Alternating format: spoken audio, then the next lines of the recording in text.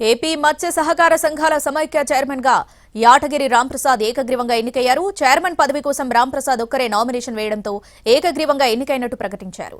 ఇదే పదవి కోసం పోటీపడి మంత్రి అచ్చెన్నాయుడు అనుచరుడు నవీన్ వెనక్కి తగ్గడంతో మంత్రి కొల్లు రవీంద్ర మద్దతున్న రాంప్రసాద్ కు గ్రీన్ సిగ్నల్ వచ్చింది. దీంతో ఏకగ్రీవమైన రాంప్రసాద్ ఎన్నికయ్యారు. ఇక పోటీ వద్దని టీడీపీ అధిష్టానం చెప్పడంతో మంత్రి కొల్లు రవీంద్ర మద్దతున్న రాంప్రసాద్ కు గ్రీన్ సిగ్నల్ లభించింది.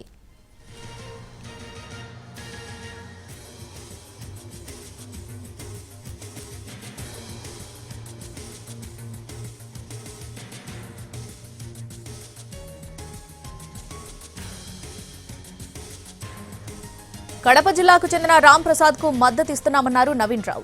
పార్టీ నిర్ణయం మేరకే తప్పుకున్నట్టు నవీన్ రావు తెలిపారు.